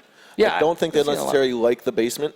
Reason I say that is because you do have the Capital, the Montaigne, all these things that are basically just an extra wall. Trying to come on in and then get that plant down. It makes it very difficult to hold down to that bottom site. Whereas the first floor, you can then hold on to it from above. And I think that's what they would. That's a strong suit for them for sure. And I completely agree. I think if they were to choose a secondary bomb site, that middle bomb site plays much more into their strengths. So that's something that I think we will see both teams having to play, especially if they win their defensive sites. But I also think that the bottom floor is going to play a very important role in terms of roamers. You're going to see people like Canadian hanging out downstairs or NVK using that to rotate around and be an important part of how those things go. So if you're trying to control that top floor, don't ride out the bottom floor. You need to control the top floor and that bottom floor as an attacker, or you're going to get in a situation where you think you've got control of the top floor, and all of a sudden someone comes up on you that you don't expect when you're moving down to that second floor. We've seen it on Chalet multiple times yesterday and today. Absolutely. The fact that as an attacker, you have the option to just go from the top down or from the bottom up, but ultimately it's a matter of making sure that if you are going to be one or the other, you need to cover all the routes back up to you or back down to you. Yeah, and there are multiple stairwells as there are on most maps, although the spiral stairs leave you a lot more exposed than some stairwells do. So that yellow stairs becomes a huge part of a lot of the gameplay, and that skylight could be used to counter it. So they may be able to play smart and cut off some of those stairs when they're trying to stop these roamers. And if they can get good at stopping the roamers, I think we'll see a very different style of play because roamers have been such an important part so far. So this map might be a little bit better for that if you're able to control those, but controlling stairs is never an easy task. Yeah, I think when we talk about bottom or bomb site being on the bottom, I think the least utilized stairs or the least utilized from a defensive standpoint are those back stairs by Visa. The reason I say this is because many times from a defensive standpoint, you're focused on, okay, they're outside garage, they're outside yellow, or they're on yellow stairs. a lot of times you think, okay, do I need to go up circle stairs and go for a flank? Yeah. That leads right into the yellow hall almost. Yeah. You've already got someone looking at that. Come up those back stairs by kitchen up to Visa, and now you're able to come around for that flank. Either come around on the main floor or come around top floor. Yeah. So with that, guys, we are going to head on over and watch at those bomb sites as Consulate is going to be our final map. Let's take a look.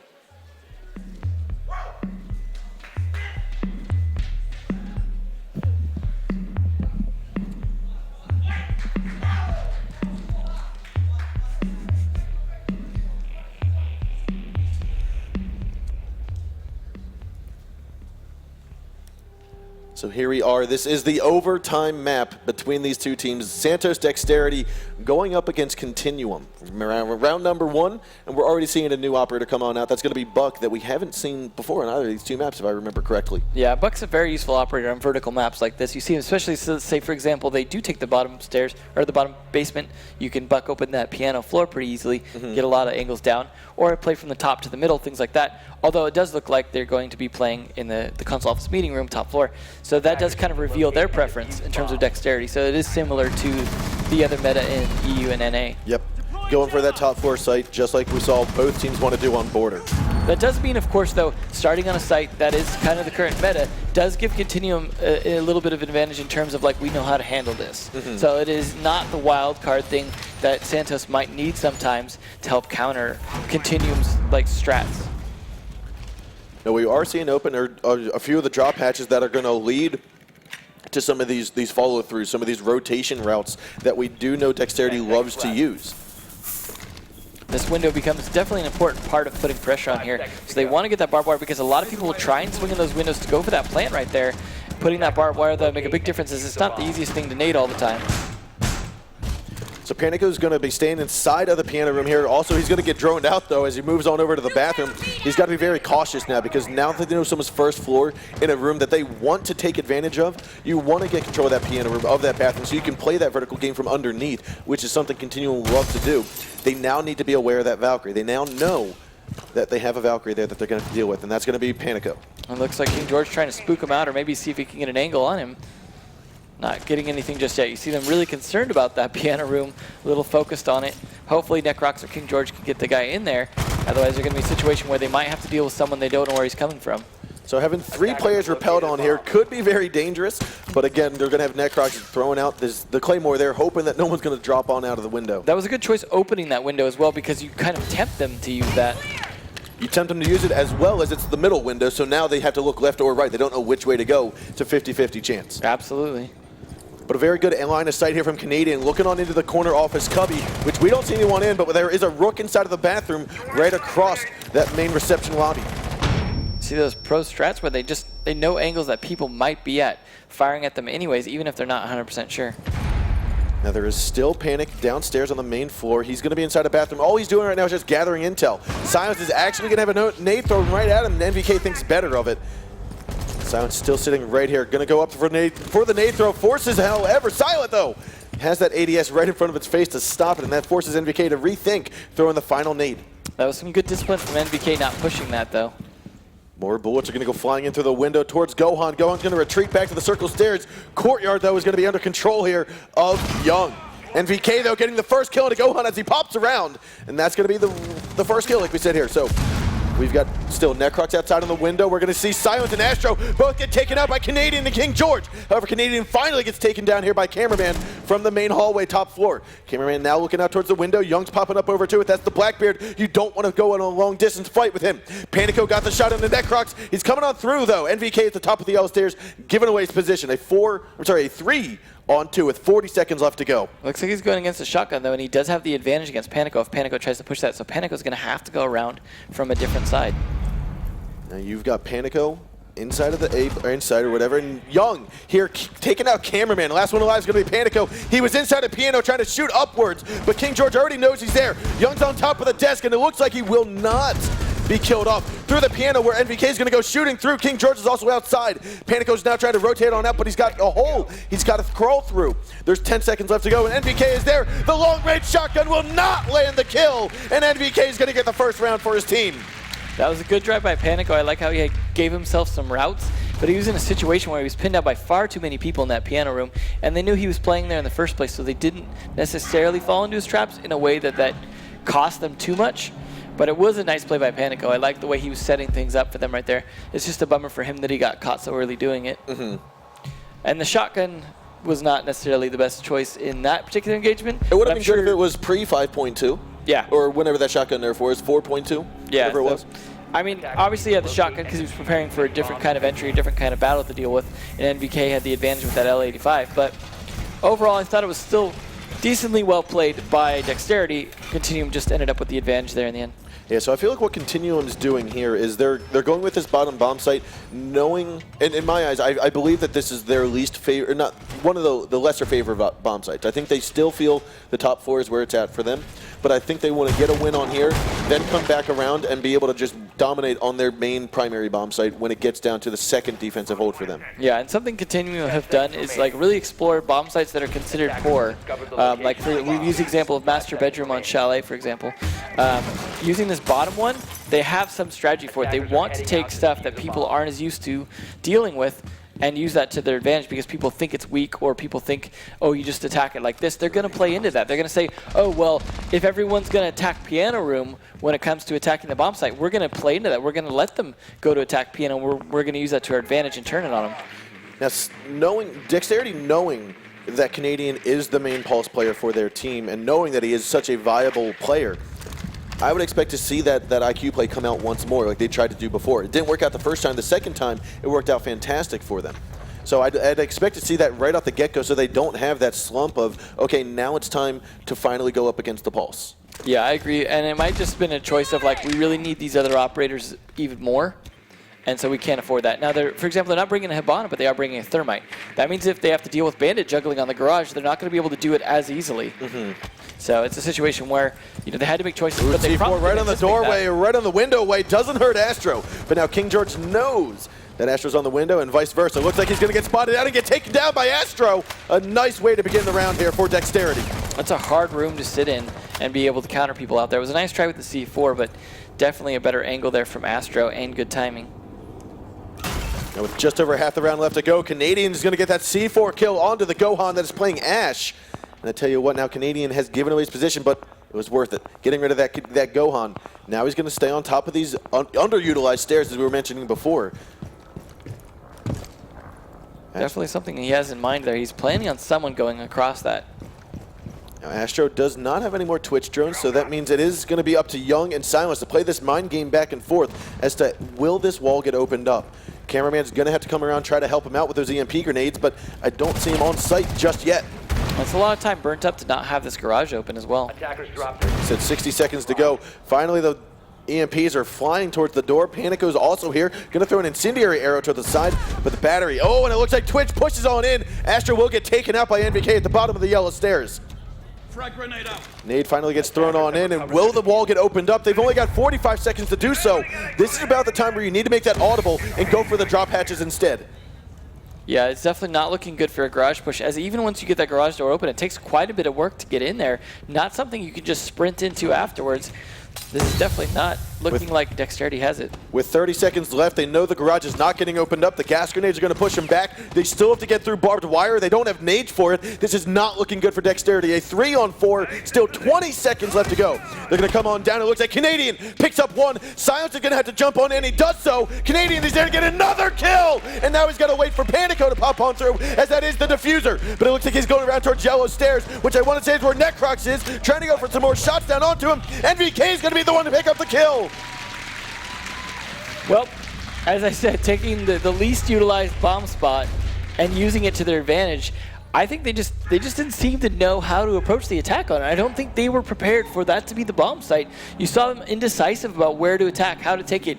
You didn't see them going for that piano room take, for example, or trying to get that garage door open ASAP. Just says to me like they didn't know that was coming. Continuum played it really smart, picking that bomb spot and being well prepared for it. It's threw completely off. I think when it got down to 45 seconds and that garage was still not opened up, you needed to make the audible call there, not when there were 20 seconds left. Absolutely. That delay in communication cost them that round in my eyes. Yeah, and you saw that they wanted to push into those yellow stairs and try and make it work from there, but Twitch getting killed on those stairs just cost them pretty much the round at that point. So it looks like Dexterity, not winning that top floor, is going to decide to go downstairs, see if they can hold it a little bit different. Not going with that anticipated middle floor bomb site, which we were both thinking. We'll see if that throws off Continuum. We will have to see that. They don't have a Thermite, for example, so they would have to use Hibana to open the garage. What they do have going for them, though, is the mute and the bandit together. So if they can mute it and then realize, okay, they've muted, or that we've muted these pellets from the X-Cairo, now it's going to be up to bandit to possibly sit on down there and destroy them once they're muted before they start going off. Yeah, there's definitely a lot of ways to play it, to take advantage of the fact that you have the garage door with 2 operators that can deny it. That's assuming Continuum even want to push that garage door. Sometimes you've seen just attacks from other sides, like that the cafeteria side, really work out and not needing to pressure that garage. But having the garage open creates so much pressure. It's usually worth it as long as it doesn't cost you like 2 minutes to get it open. Now, that was a very good Valk cam. We saw when King George was first staring at this balcony, he saw it on the top of his, or I saw it on the top of his screen. The second time he looked at it, the top of the scope was actually covering it. So it was a very well-placed Valk cam from Young. I'm sorry, not from Young, from Panico.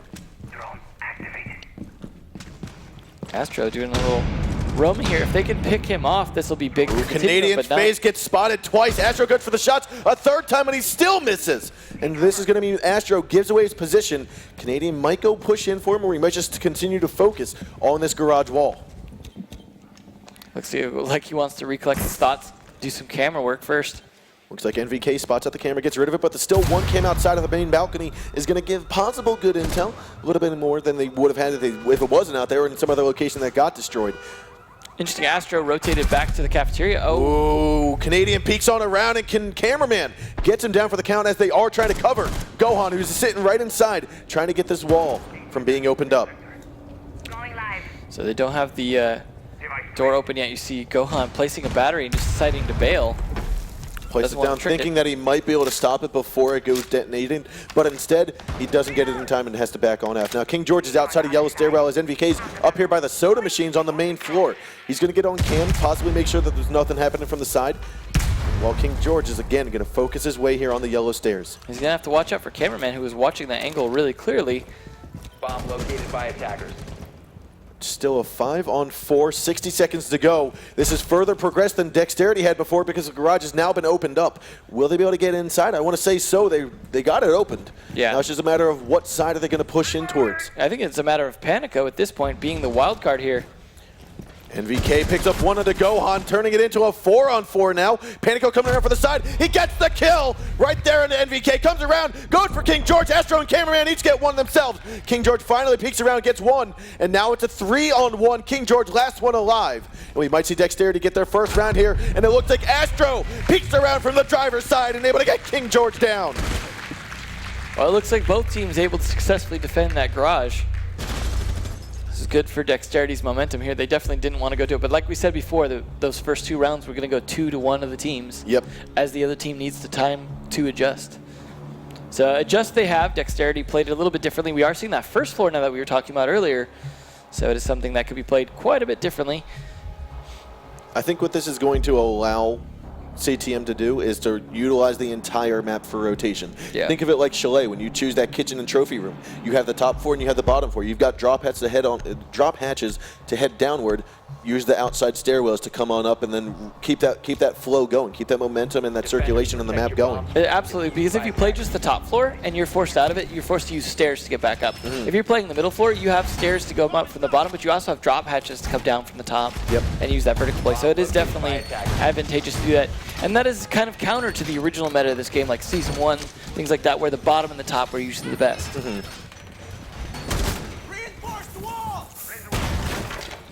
So you can see some of these drop hatches are getting opened up, though, especially the one inside a bathroom, middle one right behind this reception area.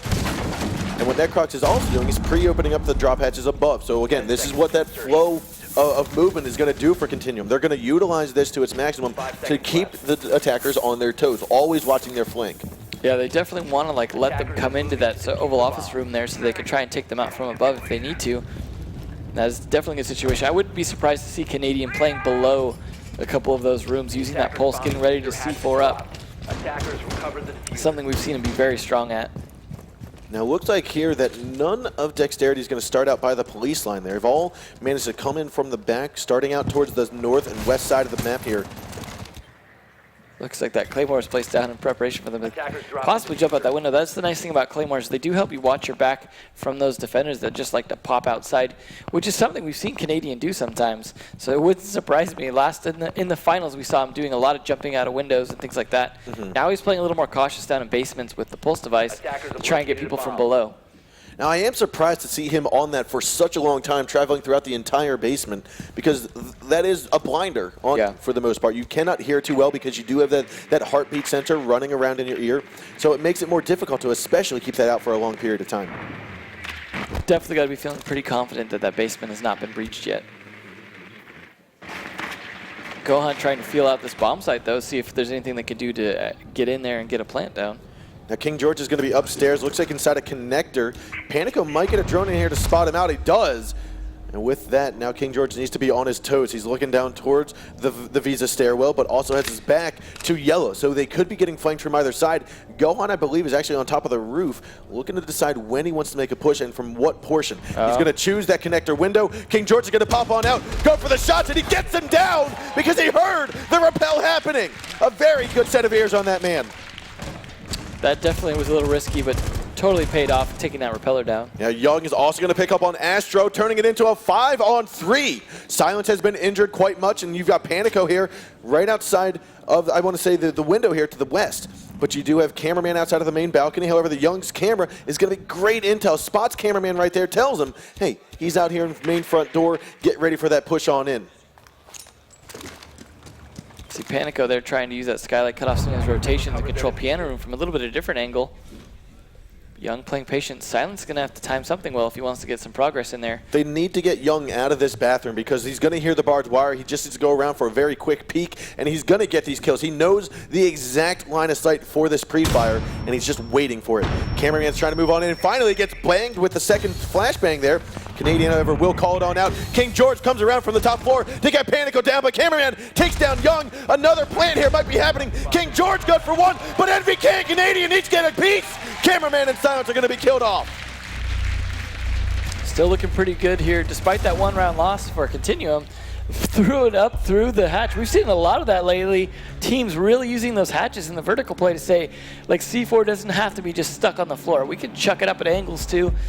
Because no one expects it. You don't walk somewhat near a hatch and expect a little package flying up at you exploding. That is, so the C4s from underneath, from drop hatches or floor openings, whatever it may be, I think that is the new evolution of a lot of non-basement floor metas. Yeah. I mean, we saw Era pop it out here on Chalet. There was Snake, threw it up, not even through the drop hatch, just through a shotgun hole that he made in the floor. Popped it up through the window of master bedroom balcony. We just saw the same thing here from Canadian. And so this is what you're going to start seeing teams do. This is going to be part of that meta when you're playing a floor, playing a bomb site that has a bottom floor to it. Yeah, and we've seen Continuum now win 2 of the inferior bomb sites, according to the meta at least, which is the bottom floor and the middle floor. So now Dexterity are going to the top floor, which is still considered the best bomb site. But Continuum have done a good job tearing it apart. So it's a situation where Continuum playing a bit differently than the meta have been doing really well. And that's the thing, is that we're Dexterity basing their plans on this map off of the current NA meta, which wouldn't do any good against what Continuum was doing, which that sounds like Continuum's kind of plan to me. Yep. So here we have, again, Panico's going to be stationed inside of that first floor, inside of the bathroom and the piano room. Last time he wasn't necessarily pushed or engaged until he actually made himself visible by getting a kill first. Yeah, they kind of kept him trapped a little bit in there. King George is going to rappel up to the top floor. NVK is going to be heading here. It looks like Necrox, though, is going to be leading the way with the Valkyrie, or with his camera. Spots Panico there, and now NVK has his senses ready. He's going to spot Panico to the left. This is where he's going to move on in even further. C4 is going to open up the drop head, so he's got an escape route. He's going to make sure that he tries to bait NVK in here. Pulling out that SMG-11, ready for that close range attack. He spots the toes of him, goes out for the shots, and he finally gets taken down. Panico gets out and then immediately escapes with that drop hatch. Those are some nice drop shots by Panico, dodging those bullets in the last second there. Took a lot of damage, but surviving is what matters. You could see the mindset that NVK had going into that. He knew that there was going to be something close range. He pulled out the weapon that has a higher rate of fire. He knew that that's what was going to be happening. It's just a matter of he just didn't get the upper hand on it. Yeah, but at least doing some damage to him helps. It's better than just getting caught off guard completely. The question is, who's going to finish him off so they don't have to worry about that roamer anymore? Now Canadian over here on the east window. That's going to be right outside, I believe, of the offices, top floor, the admin office. And Gohan is still on the top of the, or on the middle of those circle stairs. Necrox wants to push on in and not quite sure if there's still going to be someone there. Looks as though Cameraman took out a drone here as it pushed him on into the admin office right outside of Printer. Push is starting to come here. This is an old style push where we used to see a lot of pushes from admin office. Looks like Canadian's doing that right now. Ooh, and it looks like the nade went down. Cameraman. Canadian's going to look to the left and he gets it. Goes on over and looks for another kill. But he will drop Diffuser inside of the Printer office as Astro gets that kill. Now it's a 4-on-3. Diffuser still inside of the building, but away from most of the other players here. King George is actually going to move on in and pick it on up, but he's got to be cautious because his buddy did just die there moments ago. Silence, however, he's going to be inside of the bomb site of A, corner office. And you also have Young outside on the balcony. Necrox very cautious as he knows they know he's going to be on that side of the map. Necrox picking up that kill into Panico, who finally got himself back onto the main floor, not thinking there's someone going to be outside of that main entrance point. And Necrox deciding to show him who's actually there. King George turns the corner, and he gets taken down as well from Gohan. That's Diffuser again inside of that reception lobby. Gohan's going to be watching this windowsill as he knows Young is out there. Young's going to have to pop on in. He's going to do so, pre-fires, but Gohan is there to get the kill. Necrox is in the top main lobby, looking towards the reception area. He gets spotted out by the cam. Silence comes around from the cubby and able to get the shot down onto him. Definitely seeing a lot of adaptation between both teams. They're trying to play things differently, but also setting up more solid defenses. That time they really had it down in terms of how to defend that top floor, baiting people around, using those roamers to kind of separate out. They really actually used the roamer to split the team. And in doing so, that's what kind of cost them. They didn't have the manpower to really take that control of that side of the map that they needed to when they came into admin office. Losing the diffuser over there not only burnt up time, but also made George have to put himself in kind of a precarious situation to kind of retrieve it and get that plant. And so, I mean, you had talked about it before this match got underway, that this final map, someone was probably going to start out 2-0, but these teams were going to come back. It's now a 3-2. We're seeing Continuum on defense here, and they're going to be downstairs in the basement where they previously won. But I think Dexterity knows what they need to do now to get this in the bag. Yeah, it doesn't look like Continuum even really want to play that top floor. They want to go for non-meta things and play this bottom again. Dexterity, though, going to have that chance to adapt. They're going to be thinking, okay, we need to get that garage door open immediately, assuming that they know this is going to be picked. I mean, they don't know that it's a gamble on a 3-bomb spot map when people are willing to pick non-meta maps. You don't really know. So picking now, what are these jammers being used for here? You got one on pipes, one on the ammo crate by the stairs. There's no drop hatch above there that's stopping that. What are they necessarily using those for? I think they probably want to stop some of that drone movement and try and put them in places where they're not as easy to be shot. Places where it's going to be harder to counter that maybe aren't going to be as exposed to, say, Thatcher. Although Thatcher is really going to have to be used to try and get that garage door open. Yep. So it looks like they definitely have some ideas. I mean, you don't place mute jammers lightly when you've been playing the game for this long. They definitely have some ideas in mind of how that works. They had to have tested it, right? That's what you do. You go into a custom game, you bring out some drones and some jammers, and you really test exactly where they hit. And so we are underway here in the attack phase. They're looking for the Valk Cam. No one's going to hop on it just yet. Oh, it finally gets taken out. You can hear the crumble of the electronics there. Astro's finally going to get up here on the south window, right by the garage. I like how it took 3 people to find that, just because they saw it. They know it's there. Out. Yeah. It's just a matter of the more eyes on it, the quicker they'll hopefully find it. A lot of caution from Gohan. They're waiting for those shots coming out from the hatch. Now, Diffuser has been dropped off right outside of the yellow stairs, and it doesn't look like anyone is around to pick it up. As I say that, we are going to have silence there. He had his back here to Panico, able to pick it up and move on forward. NVK and Necrox going to be downstairs inside by pipes of garage, as well as Young. You've got 2 roamers. You've got King George top floor, and you also have Canadian, who's here as well. Sure, bottom floor, right? Now he's going to be playing the top as well, okay. Playing a different role than he usually does too, playing Bandit. Not something we see a lot from Canadian. Now Canadian's going to peek on over, and Astro looks at the perfect time to get Canadian killed. Reloading. That's not a good start to this round for Continuum. But he was a roamer, so he did know the risks. And King George is still going to be up here. He knows that Astro's on that corner office window, probably already got himself inside, realizes the drop hatch is open, so now he knows he can escape through there should he need to. But right now, King George is still up here. playing very, very cautiously. Astro's going to give away a little bit more of his position, giving King George some more details, some more information, but King George is fixated on that bathroom hallway. Astro thinking it's all clear, not hearing much from King George, is going to move on down the yellow stairs towards Gohan, who's inside a piano. And this is actually going to be fantastic for King George. They've not droned it out. He's going to be coming around for the flank. There's 40 seconds left to go. A 5-on-4 here. He's going to start making his move. Coming through the lobby, down the yellow stairs. Looks like Necrox picks up one into Astro, and now he's going to be covering those stairwells. Gasconet is going to force Gohan back up right into the hands of King George, who's going to be coming around the stairs very shortly. Working his way down. Silence is going to be outside as well as Panico. They're going to capture Gohan here. King George about to pounce on his prey right there, but he doesn't get it. He barely misses. Silence able to get Young down for the count. 4-on-3. 15 seconds left to go. They're going to have to make a push here. Dexterity needs to push down the stairs, but the gas grenade is going to stop it. They're going to make sure it doesn't happen. King George is going to come down through the hatches. NVK's been injured. Silence actually gets inside right behind the van, trying to go for the plant down. It looks like it'll go down. And right now, Gohan and Silence are still coming here for the clutch. He's able to get Necrox down. Last one is King George. He's still top floor, working his way down the stairs. Gives away his position with the C4, and NVK is still injured in the hallway. Gohan's making sure that he does get Kenneth finished off. King George still trying to fight off, figure out what Silence is. Right beneath him is where it's at. He cannot look down. He's not taking the time to do so. And now he's trying to get as much intel as possible, but he's got about 25 seconds to go. Spot Silent, it gets him down! Now it's just going to be a matter of a full health Valkyrie going against the nitty-bitty Gohan, who's got about 5 health. And here we have it. Moments to go. The gunfire goes on, and it doesn't look like there's going to be enough time. He comes around, King George gets the kill, but unfortunately, there is not enough time, and it's going to be 3-3. Well played by the attackers there. Getting that diffuser down made all the difference in the world. Forced King George into a position where he had to burn a lot of time getting those kills.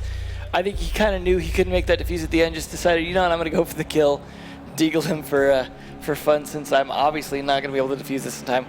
I mean, I liked what King George was doing. He spent a lot of time doing it, though, and ultimately not getting those shots on Gohan meant that Gohan was still left alive at the end, burning up his time. I think what it perfectly came down to was the game awareness that Gohan had, saying, look, he's upstairs trying to find one. He finally got Silence. Now he's going to come down and he needs to make a decision. Either go for that diffuser or go for me. And King George chose to go for Gohan, and Gohan just played time at that aspect. He didn't care if he died after King George had already started following him through into the middle of the garage. So it was a very, very good mindset there from Gohan. Definitely a close round altogether, though. That was, when you're on a 3-3, that's the kind of close rounds you want to see, where it's just down to the wire, and it really could go to either team at this point, it seems like, on this particular map. Both teams playing very different, interesting strategies, stuff we haven't seen a lot in previous seasons. Now we are going to see Bombsay go back downstairs, and I believe Dexterity needs to tweak it a little bit to hold on to this site. They did not do it round number 1, and this is actually going to be their second time holding it down here. Yeah, it's definitely something they need to make a lot of adjustments for. You saw them opening up some drop hatches, for example, which makes me think they're going to be playing a little more upstairs. They may be playing, pretty much opening every drop hatch, it seems like, at this point. Really wanting to give themselves the flexibility to go upstairs, take control for as long as possible, and then rotate down if they have to, or even just hang out like King George was, upstairs ready to rotate down. Yep. So they may have taken a little tip from King George there.